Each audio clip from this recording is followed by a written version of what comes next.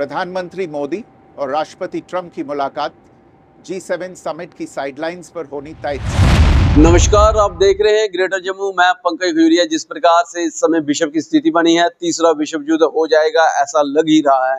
और जैसे ही इजराइल और ईरान का कन्फ्लिक्ट बना है, उस कन्फ्लिक्ट में अब सीधे तौर पे अमेरिका ने अपनी लीड लेना शुरू कर दी है। बात करें अमेरिका प्रेसिडेंट की, ट्रंप की, तो उन्होंने हाल ही में जो ट्वीट किया और बयान दिया, उन्होंने कहा कि ईरान को किसी भी हालत में सरेंडर करना पड़ेगा, वो भी अनकंडीशनल सरेंडर। इसके साथ साथ उन्होंने कहा ईरान के पास कोई और रास्ता नहीं है। और इसी बीच बड़ी डेवलपमेंट जो है, ईरान इजराइल का कन्फ्लिक्ट चल रहा है, अमेरिका का जो है उसमें इंटरफेरेंस दिख रहा है। लेकिन इससे भी बड़ी डेवलपमेंट, ब्रेकिंग न्यूज ये आ रही है कि पीएम मोदी ने ट्रंप के साथ बातचीत की। पीएम मोदी जो इस समय G7 समिट के दौरान कनाडा में है, और कनाडा के कर्नाटकी के जो शहर है वहां पे जो है समिट चल रहा है। G7 क्या होता है, खबर के अंत तक जुड़े, आपको जरूर साझा कर दिया जाएगा। लेकिन इस समिट के दौरान जो है, जैसे ही कंक्लूड हुआ, तो इस समिट में पीएम मोदी ने पहली मर्तबा मई 7 ऑपरेशन सिंदूर लॉन्च होने के बाद जो है वो ट्रंप से बातचीत की है। और उन्होंने साफ तौर पे कहा है कि भारत ने जो सीज फायर किया उसमें अमेरिका की किसी प्रकार की कोई मध्यस्थता नहीं है। प्रधानमंत्री मोदी और राष्ट्रपति ट्रंप की मुलाकात G7 समिट की साइडलाइंस पर होनी तय थी। राष्ट्रपति ट्रंप को जल्दी वापस अमेरिका लौटना पड़ा, जिसके कारण ये मुलाकात नहीं हो पाई। इसके बाद राष्ट्रपति ट्रंप के आग्रह पर आज दोनों लीडर्स की फ़ोन पर बात हुई। बातचीत लगभग 35 मिनट चली। 22 अप्रैल को पहलगाम आतंकी हमले के बाद राष्ट्रपति ट्रंप ने फ़ोन पर प्रधानमंत्री मोदी को शोक संवेदना प्रकट की थी और आतंक के खिलाफ समर्थन व्यक्त किया था। उसके बाद दोनों लीडर्स की ये पहली बातचीत थी। इसलिए प्रधानमंत्री मोदी ने राष्ट्रपति ट्रंप से ऑपरेशन सिंदूर के बारे में विस्तार से बात की। प्रधानमंत्री मोदी ने राष्ट्रपति ट्रंप को स्पष्ट रूप से कहा कि 22 अप्रैल के बाद भारत ने आतंकवाद के खिलाफ कार्रवाई करने का अपना दृढ़ संकल्प पूरी दुनिया को बता दिया था। प्रधानमंत्री मोदी ने कहा कि 6-7 मई की रात को भारत ने पाकिस्तान और पाकिस्तान ऑक्यूपाइड कश्मीर में सिर्फ आतंकी ठिकानों को ही निशाना बनाया था। भारत के एक्शन बहुत ही मेजर्ड, प्रिसाइज और नॉन एस्केलेटरी थे। साथ ही भारत ने यह भी स्पष्ट कर दिया था कि पाकिस्तान की गोली का जवाब भारत गोले से देगा। 9 मई की रात को उपराष्ट्रपति वांस ने प्रधानमंत्री मोदी को फ़ोन किया था। उपराष्ट्रपति वांस ने कहा था कि पाकिस्तान भारत पर बड़ा हमला कर सकता है। प्रधानमंत्री मोदी ने उन्हें साफ शब्दों में बताया था कि यदि ऐसा होता है तो भारत पाकिस्तान को उससे भी बड़ा जवाब देगा। 9-10 मई की रात को पाकिस्तान के हमले का भारत ने बहुत सशक्त जवाब दिया और पाकिस्तान की सेना को बहुत नुकसान पहुंचाया। उसके मिलिट्री एयर बेसिस को इनऑपरेबल बना दिया। भारत के मुंहतोड़ जवाब के कारण पाकिस्तान को भारत से सैन्य कार्रवाई रोकने का आग्रह करना पड़ा।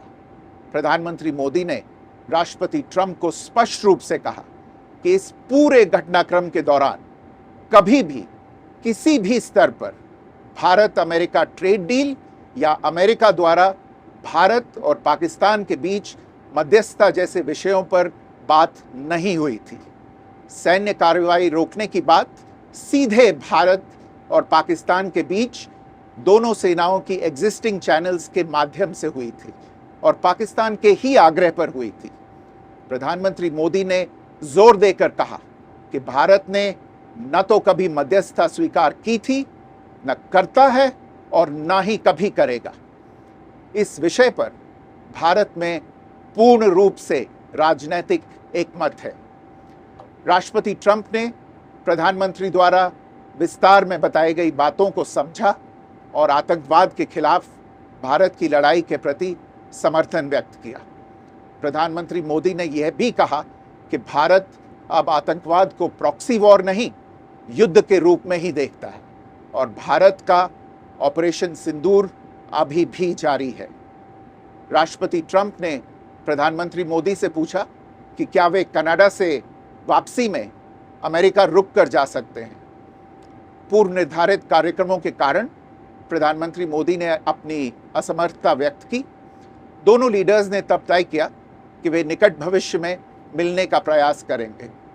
राष्ट्रपति ट्रंप और प्रधानमंत्री मोदी ने इजराइल ईरान के बीच चल रहे संघर्ष पर भी चर्चा की। रूस यूक्रेन कॉन्फ्लिक्ट पर दोनों ने सहमति जताई कि जल्द से जल्द शांति के लिए दोनों पक्षों में सीधी बातचीत आवश्यक है और इसके लिए प्रयास करते रहना चाहिए। इंडो पैसिफिक क्षेत्र के संबंध में दोनों नेताओं ने अपने परिप्रेक्ष्य साझा किए और इस क्षेत्र में क्वाड की अहम भूमिका के प्रति समर्थन जताया। क्वाड की अगली बैठक के लिए प्रधानमंत्री मोदी ने राष्ट्रपति ट्रंप को भारत यात्रा का निमंत्रण दिया। राष्ट्रपति ट्रंप ने निमंत्रण स्वीकार करते हुए कहा कि वे भारत आने के लिए उत्सुक हैं।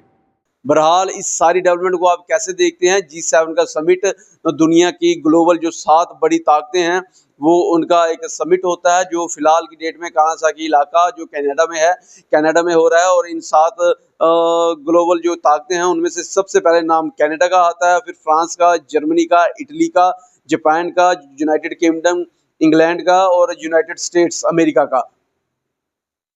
अब इन 7 पावर में इंडिया का नाम नहीं है। कनाडा का है, फ्रांस का है, जर्मनी का है, इटली का है, जापान का है, यूनाइटेड किंगडम का, यूएसए का। लेकिन 2003 से मैं बता दूं आपको G7 समिट में 2000 में डेट कंफर्म कर दूं जी 2003 से भारत को, इंडिया को रेगुलरली G7 समिट में बीइंग ए गेस्ट जो है वो बुलाया जा रहा है। इसके साथ हर बार जब समिट होता है तो अलग अलग कंट्री को भी एज ए गेस्ट के तौर पे बुलाया जाता है। लेकिन भारत को सिंस 2003 से जो है वो बीइंग ए गेस्ट के तौर पे बुलाया जा रहा है। इसलिए कनाडा में जो G7 मीट हो रहा था इन 7 मुल्कों के साथ साथ प्रधानमंत्री नरेंद्र मोदी जी उधर पहुंचे थे और इटली के जो लीडर थे वो पहुंचे थे, कनाडा के लीडर पहुंचे थे, यूके के लीडर पहुंचे थे। तो बड़ी डेवलपमेंट, पीएम मोदी ने ट्रंप के साथ बातचीत की। अब इसका क्या अगली रणनीति रहेगी पूरे ग्लोबल की, जिस प्रकार से बातचीत चल रही है कि वर्ल्ड वार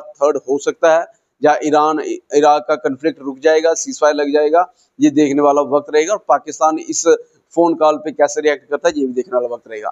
अपनी वैल्यूएबल कमेंट सेक्शन में रखिएगा। देखते रहिए ग्रेटर जम्मू कैंपस सिंह के साथ मैं पंकज खजूरिया। जय हिंद।